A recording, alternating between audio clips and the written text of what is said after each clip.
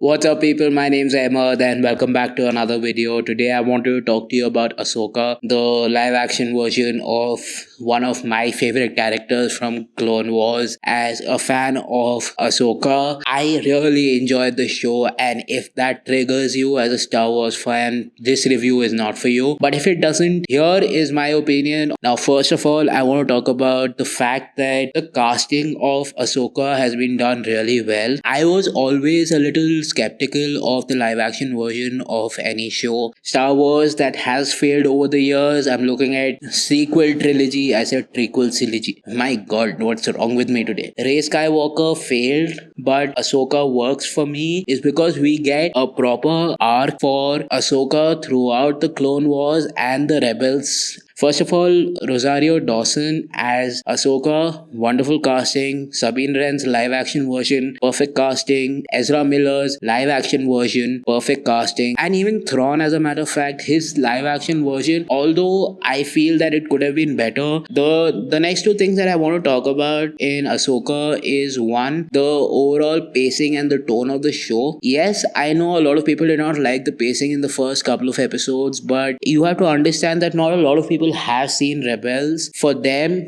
this is particularly new, and a lot of the characters that were being introduced to them, especially the ones that had not seen the animated versions, are new characters. And to set that up, you need to take a couple of episodes, so the pacing of that was done well. The second thing is the world building. Now, the thing with Star Wars is there are so many worlds to explore, and the fact that usually Star Wars just goes back to Tatooine because why not? I think that was the falling apart for Boba Fett because everybody was so tired of watching Tatooine. The fact that Tatooine wasn't really shown in Ahsoka and we were introduced to new characters. Ahsoka is the first Star Wars show that is doing an entirely new galaxy building. Like, they've gone to an entirely new galaxy, and that's something that was interesting to watch. Like, so far, I haven't seen any other Star Wars show that has dealt with the galaxy that Ezra and Thrawn ended up in at the end of Rebels. The reason why Ahsoka did work in,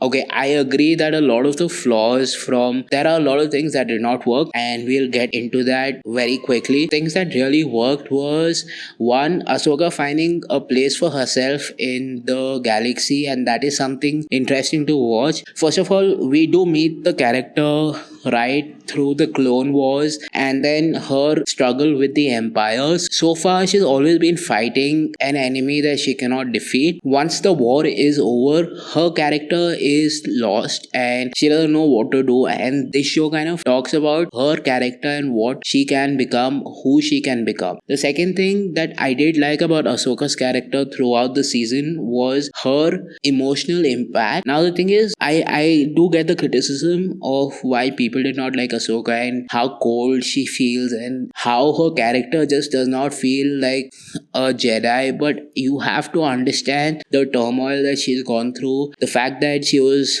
discarded by the Jedi. If you've seen Clone Wars, you know exactly what I'm talking about. And the fact that she doesn't see herself as part of the Jedi, but as someone who tries to balance the dark and the light side. She's not really inclined towards the dark side, unlike her master Anakin. So that emotional impact, it plays a lot into her character and how she develops as a person and how Dave Filoni kind of develops her character throughout. One of the biggest factors for me liking Ahsoka as a character was how her character was developed throughout the Clone Wars and then through Rebels, and now in live action we kind of see her take a true form of her character. Now, there were four things that I didn't like about the show. First of all, yes, I was a little annoyed by how powerful Sabine has become in the Force. That takes away the specialness of being a Force user. I'm also very annoyed by it. So that is something that I did not enjoy about the show. Second thing that I did not enjoy about the show was the ending. Now, I do feel that that ending was rather bland and predictable, and I kind of saw that ending coming from the sixth episode onwards, and I was like, yeah,